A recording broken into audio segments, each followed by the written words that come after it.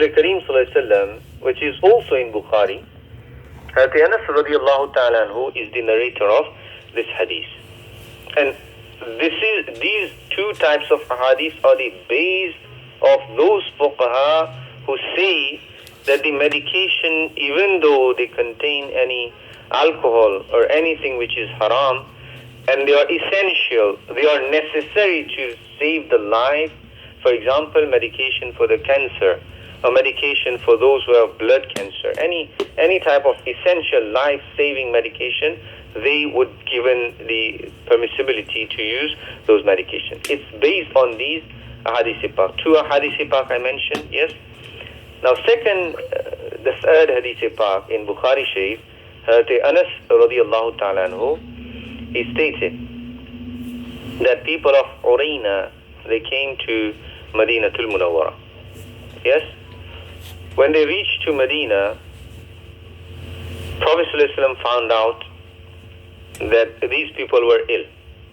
They were afflicted with some illness, and they had problem with their stomach, as well as, according to some narration, with their skin too.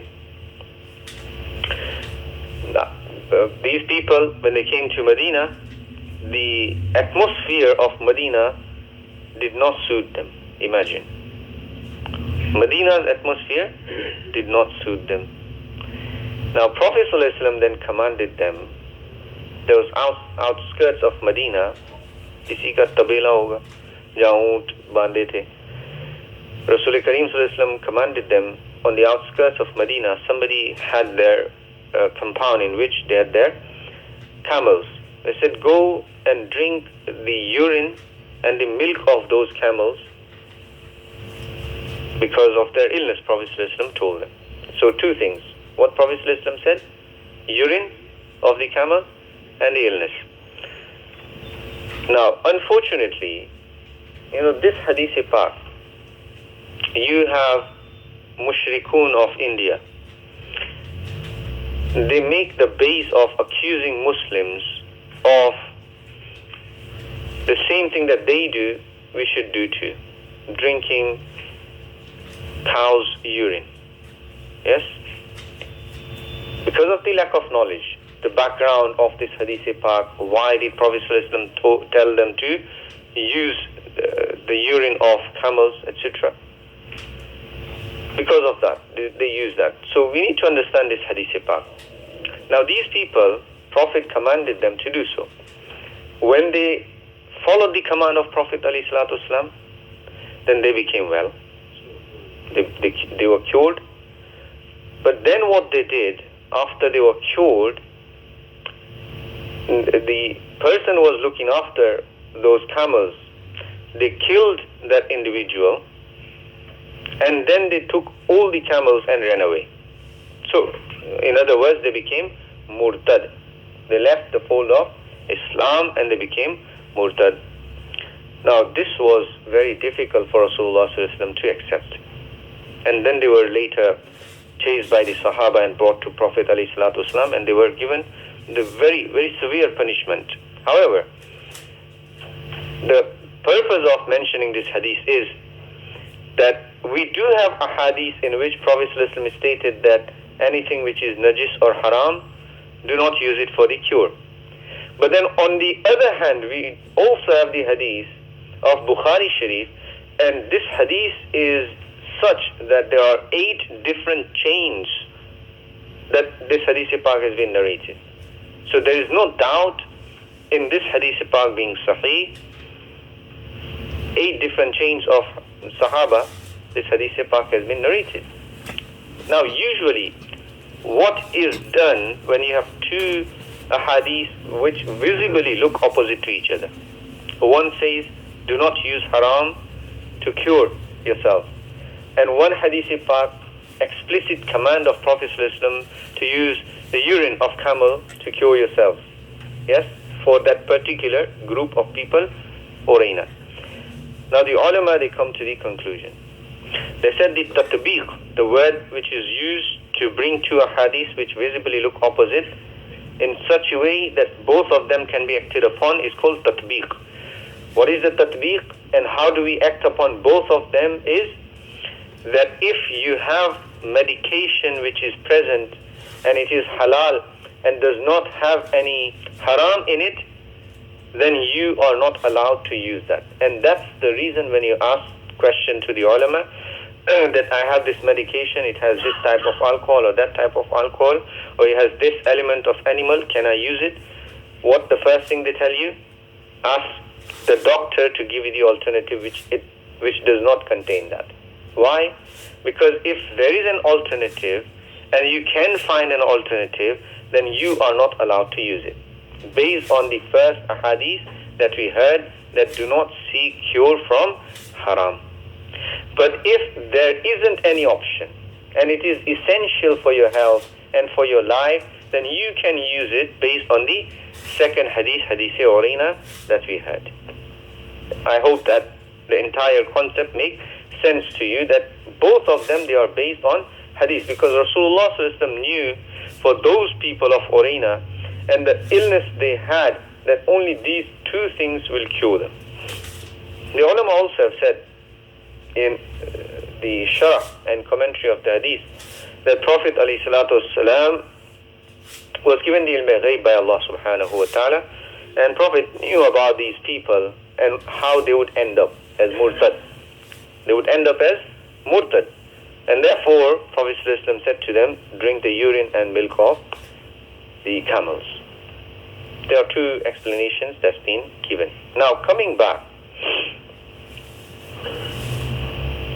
let's look at some of the great ulama, because you might have doubt that how can ulama get to the conclusion like this, that you can use the medication which contain something haram if you do not have any alternative.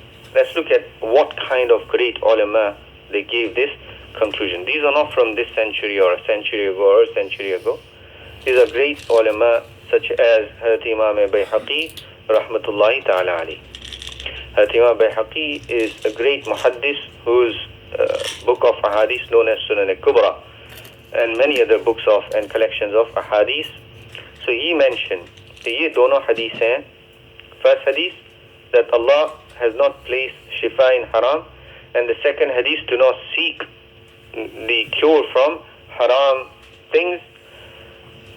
He's saying that if these both ahadith are sahih, then the answer to these ahadith and the way we can act upon these ahadith is, without the necessities, these medications cannot be used. Without the necessities, these medications cannot be used. For example, suppose somebody have a headache, yes, which is something common. Now you have hundreds of medications for the headache. Now out of all of them, you use the one which has haram ingredients in. That is not allowed. Imam Bayhaqi rahmatullahi ta'ala is pointing at that. Likewise, Imam Nawawi Shafi'i rahmatullahi ta'ala alayhi. Now Imam Nawawi, we all know him. Imam Nawawi is famous for his Arba'in Nawawi 40 ahadith collection that he has done, and many other commentaries that he has written. Now he writes that Ashab-e Shafi'iyya, they say that we cannot use the haram medication or any medicine which has haram ingredients in it until we have no other option which replaces that. If there is no other option, there is no replacement, then you are allowed to use it. This is also the opinion of Shawafi', likes of Imam Nawawi rahmatullahi ta'ala alayhi. Another Imam, Allama Ibn Hajar al-Asqalani rahmatullahi ta'ala alayhi. Now he said that these ahadith that's been mentioned in Bukhari Sharif and Abu Dawud Sharif, these ahadith would be implemented as when a person has an ikhtiyar, an option to use either the one that does not have haram ingredients and the one that has haram ingredients. If he has an option that he is not allowed to choose the medication which has haram ingredients. Yes, this is the opinion of Hazrat Imam Ibn Hajar Asqalani. He has mentioned this in his Sharh of Bukhari, Fathul Bari. Now finally, I'll mention Hazrat Allama Badruddin Al-Aini Al-Hanafi Rahmatullahi Ta'ala Ali. Now, what does he say about these ahadith which mention that do not seek cure from haram and there is no cure in haram? So he explains this hadith pak, and he says that when a person has option for both, again just like what Imam Nawawi Rahmatullahi Ta'ala alayhi, he stated that when a person has an option for both, so he has option for halal and he has an option for haram, then he is not allowed to choose the haram option, he must choose the halal option. But if there is no option and it is essential for the life-saving medication, then he is allowed to use so. Now, he is giving an example for it too. He said, for example, suppose there is a person who is hungry and he is in the state of idtirar. He is mudtar. He needs to eat something, otherwise he will die. Similar way, this person, he needs to take this medication, otherwise there are chances that he is going to die.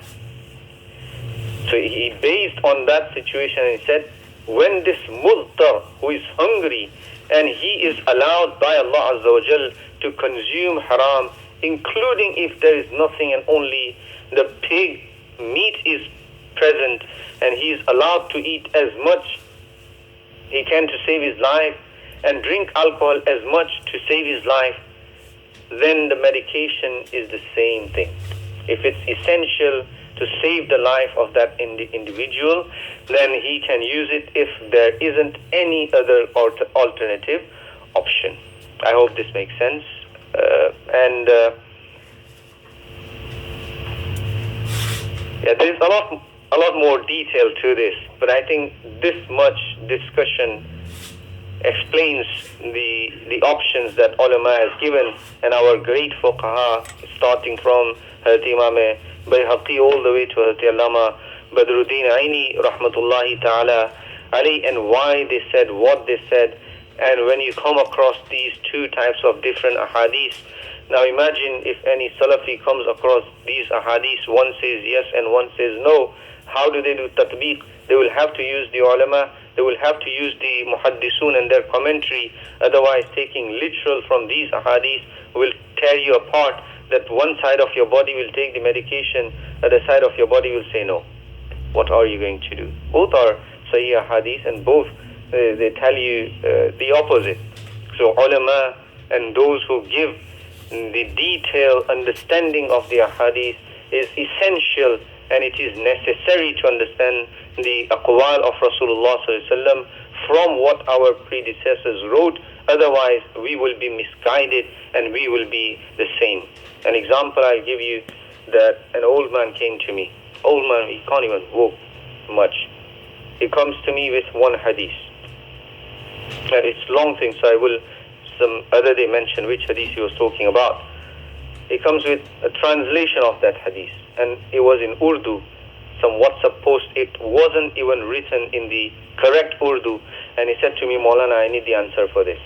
If hadith says this, then why our imam or our fuqaha say otherwise? I tried to explain it to him, and he could not understand. Right? Why he did not understand? He was adamant on why hadith says this, why hadith says this, and I was giving him the ayah of Quran opposite to what hadith says, and why you have to understand that what hadith says is based on certain age and certain time. He could not understand, and then he told me that this is why I left old Hanafi and this and that, at the age where he is going to go to grave. This is what happens when you take your knowledge from the translation of those WhatsApp posts whose Urdu is not even right. You become the judge, you become the jury, and you become somebody who thinks that you know better than those ulama who wrote the commentaries on those ahadith in volumes and volumes. If ahadith did not need commentary, why did they spend their lifetime explaining the aqwal of Rasulullah ﷺ? Did they not have understanding? Did they not have knowledge? Do people today sitting on WhatsApp and sitting on social media have acquired more knowledge than those great ulama likes of the names I have mentioned. So that is how a person becomes deviated when he tries to understand Islam from his own intellect. Our intellect is very limited. These sciences are very deep. These sciences are something that someone like me also know not even a drop of these sciences. I don't claim that I am some big Maulvi or something. No.